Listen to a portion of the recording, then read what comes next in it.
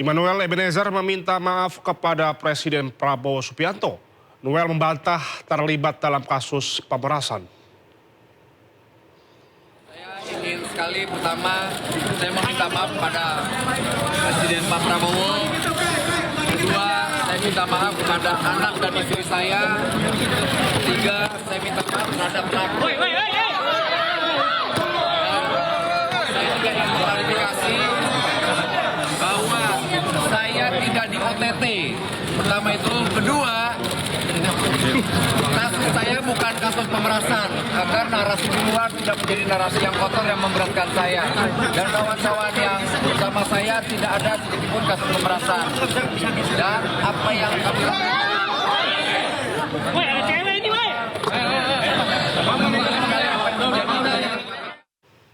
Akibat OTT kali ini, Presiden Prabowo Subianto resmi memberhentikan Immanuel Ebenezer alias Noel dari jabatannya sebagai Wakil Menteri Ketenagakerjaan.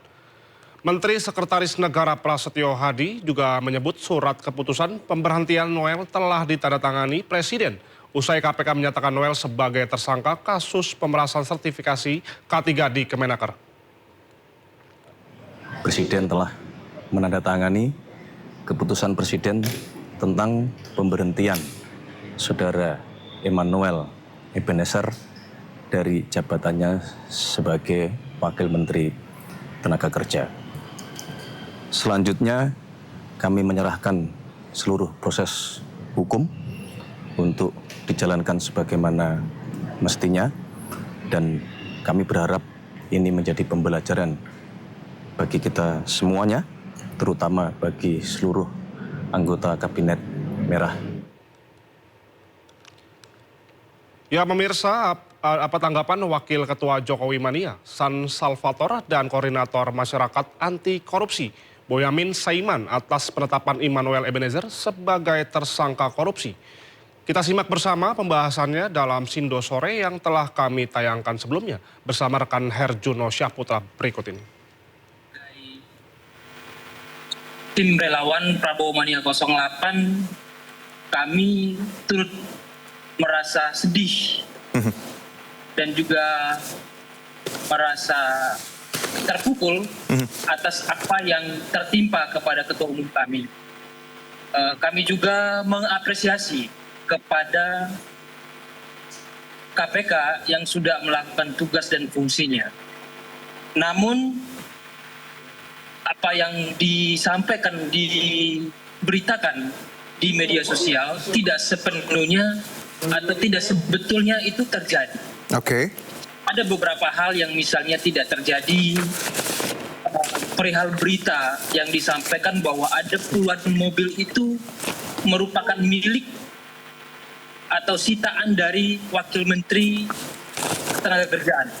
Namun sebetulnya berdasarkan informasi yang diperoleh, sesungguhnya itu bukan bagian dan bukan milik beliau yang disita oleh KPK yang dijadikan sebagai barang bukti. Nah, kemudian perihal peristiwa OTT, sesungguhnya itu tidak terjadi perbuatan atau peristiwa pidana pada saat dan waktu yang bersamaan. Ini sesungguhnya adalah pengembangan yang mana kita tidak sepenuhnya tahu kejadian atau peristiwa ini sampai dengan detik ini detailnya seperti apa. Karena itu masih dalam ranah penyelidikan bagian dari KPK. Iya, Bang Salvator. Namun untuk itu kita sebagai pendukung Prabowo sepatutnya juga mendukung kebijakan beliau terhadap pemberantasan korupsi. Namun pada proses perkara ini, perihal penangkapan, itu kita juga bertanya-tanya. Pemberitaan mulanya kok seakan-akan ini di framing benar-benar persoalan ini seutuhnya adalah perbuatan wamenaker. Baik. Iya, padahal itu kejadiannya kita tidak sepenuhnya memikirkan itu bisa terjadi secepat itu dan juga sepenuhnya diketahui bahwa itu bukan OTT. Bukan OTT, itu Oke. pengembangan yang entah diproses dari mana, diperiksa dari mana. Kemudian ini dikatakan OTT. Kita juga Bang miris dengan peristiwa pemberitaan yang Salvator. milik. Ya, izin. Beberapa hal yang Anda sebutkan tadi Bang Salvator, izinkan saya juga memberikan keterangan. Kalau bicara mobil, memang kemarin juga KPK sudah menyebutkan Bang bahwa semua mobil yang disita adalah milik beberapa pihak. Jadi tidak ada framing bahwa semua mobil milik Wamenaker. Kalaupun ada yang berada di media sosial itu mungkin yang Abang dapat. Tapi saya pun yang kemarin dalam breaking news ya, KPK sudah menyebutkan Bang bahwa mobil itu adalah beberapa pihak, milik beberapa pihak, bukan hanya milik Immanuel Ebenezer. Kedua Bang, soal pengembangan, Anda tadi juga tidak mengikuti tidak Bang bahwa KPK menyebutkan bahwa akhir Desember Immanuel sudah menerima 3 miliar Bang 2 bulan setelah menjabat. Bagaimana tanggapan Bang Salvator kalau tadi ini tadi di set up seperti itu, tapi data-data yang disebutkan KPK tadi memang mengarah bahwa Bang Immanuel menghalangi, menikmati dan tadi mengambil untung 3 miliar bahkan 2 bulan setelah menjabat Bang.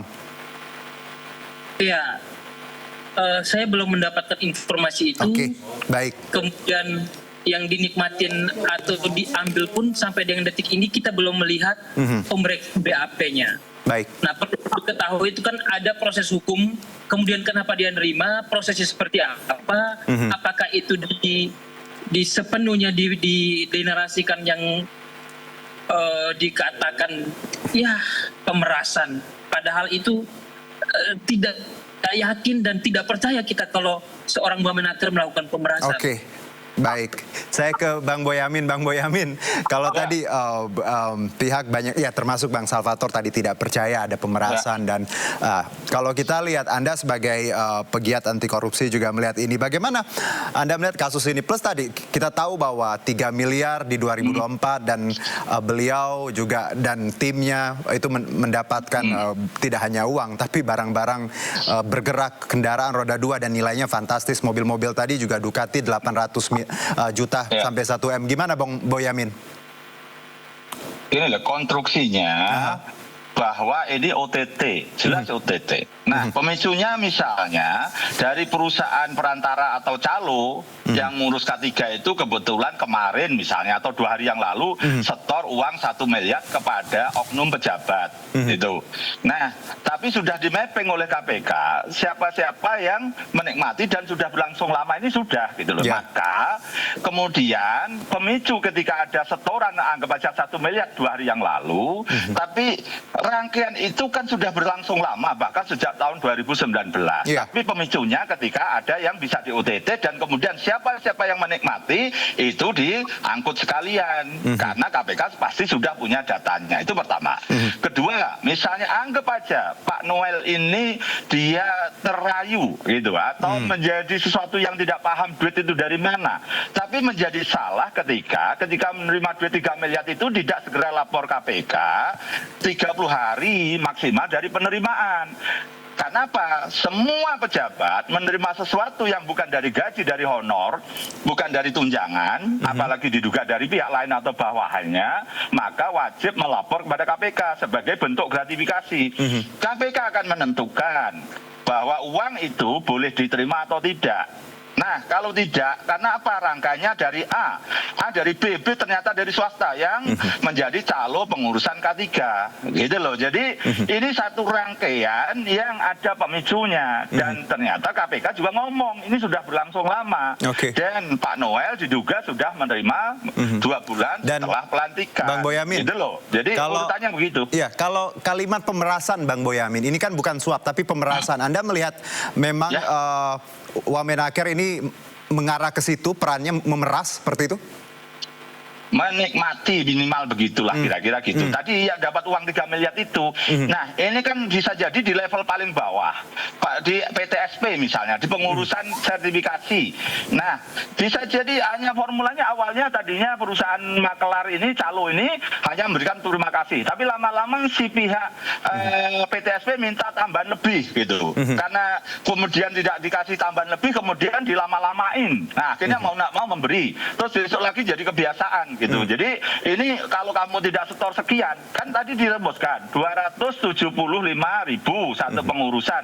Tapi oleh perusahaan yang tanda kutip yang ngurusi segala macam itu kemudian mengutip 6 juta. Nah, 6 juta itu karena harus setoran kepada oknum, karena oknumnya sudah mematok, bukan sekedar uang terima kasih gitu loh. Jadi ini maka rangkaian yang kewenangan negara inilah kemudian ketika ada uang mengalir dan yang aktif adalah si oknum pejabatnya, karena kalau tidak dikasih 1 juta atau 2 juta maka tidak dikasih izin, dilama-lamain. Bang Boyamin, kontennya atau rasanya atau bumbunya itu sudah bumbu pemerasan pasal 12.